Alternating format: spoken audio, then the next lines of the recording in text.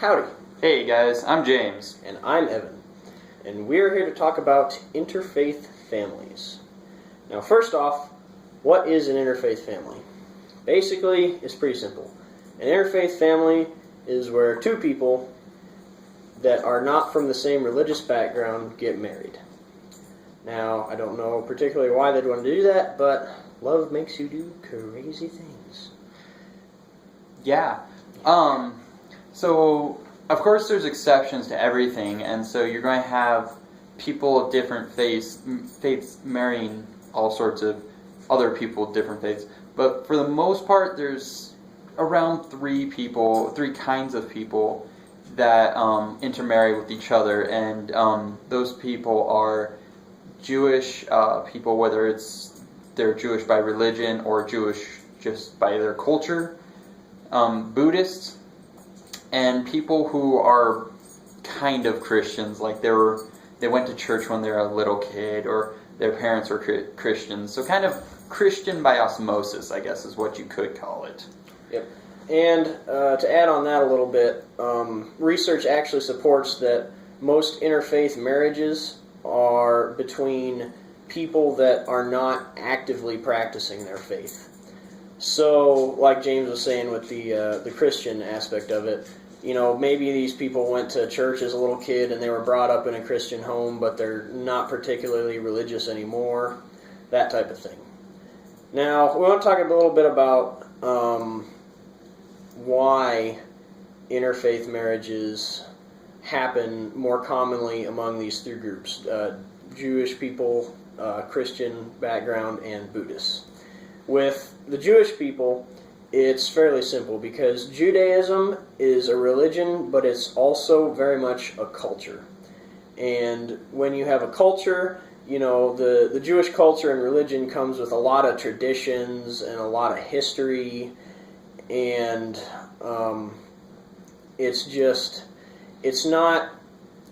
not all Jews practice their religion like a lot.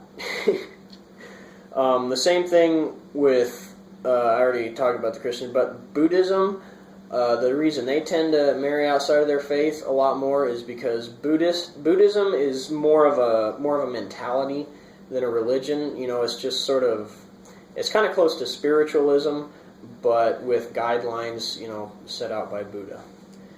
Anyways, next, so you got two people, and they got married, and they're of different faiths. They're going to run into two problems. Kids. In-laws. Yep. Now, the reason these are a problem is, if you're married, you're together, you obviously figured out a way to work out your religious, cultural background differences or whatever if you're married. But kids come along, that changes the equation. Because when you have kids, it's not just you're a family then, and so things are a lot more important that you do as a family.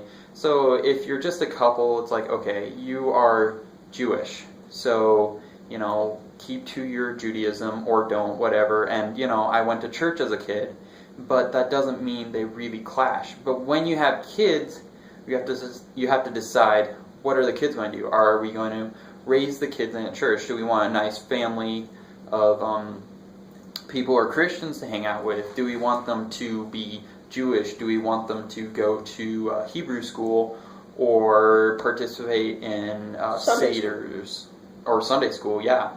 And so that kind of becomes a problem, and it can cause some fights in the family. Now, even though this is a problem, actually, during our research, we found a lot of resources out there, and honestly, most of them were from Jewish organizations talking about how different ways to raise your kids, how you can deal with these issues. Mostly, it just comes down to communication and the mom and the dad having an open discourse and discussing what they want to do with their kids. Some families have chosen, I guess you care about your Jewish background more than I care about my Christian background, so I guess, we can take them to synagogue and do all that stuff, but maybe also talk to them a little bit about the Christian upbringing. Some families decide to expose their children to both sides, each religion, and let them decide, or some families decide just to not do it at all. That's one of the things that's up to the parents. Now that is, believe it or not, the easier of the two problems to deal with. The more difficult one is parents. Now, parents is an interesting thing because, obviously, if you're in an interfaith relationship, your parents, they're either going to be okay with it or they're going to be not okay with it. Part of the reason is because parents, when they raise their kids, they want them to grow up and they want them to do, be everything they were. And sometimes in a little extreme cases, they sort of want to live vicariously through their kids, not giving them the opportunities they never had, all that type of thing. And especially that is my phone. I totally forgot to put it on vibrate. I apologize. Don't worry. We'll just go. Anyways,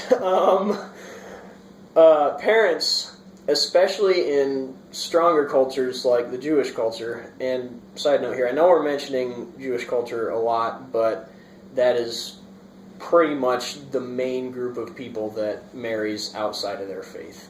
So that's where all the resources, all the research, all that stuff is done, and that's what we got to go off of. Anyways, in very strong cultures like that, especially the Jewish one, the parents may not be very happy about their kids marrying outside of the faith. They may accept it, but they don't have to like it a whole lot. And it may not be a huge issue when just the two of them are married, but when grandkids come along, that brings up a whole new set of problems, because for some reason grandparents tend to be very attached to their grandkids. Go figure.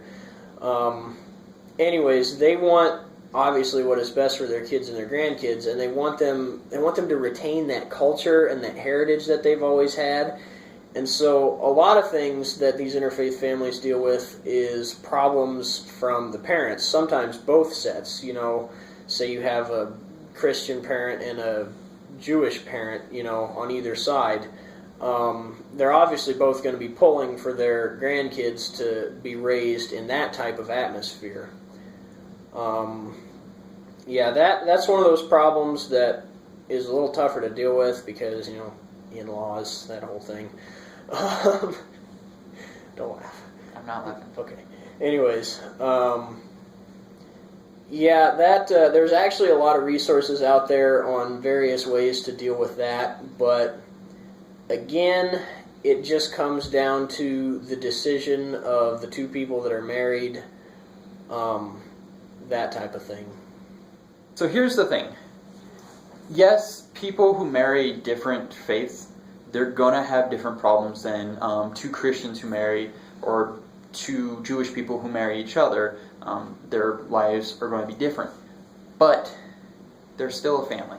Just like any other form of family you see, it's still a family, and we don't treat it as anything different. And as much as in-laws like to be involved in the family, and they are important, it's their grand family in a sense. It's not their family. So you kind of just have to push that to the side and not worry about that as much, and just kind of acknowledge that it's a family just like any other family. Yep, they're the same. They may face different problems just because of their culture and their heritage, but in the end, they're still just two people that love each other. So, anyways, I guess that is about it. All of our sources and links to all the websites we found, some of these resources for interfaith families and all that stuff will be in the description.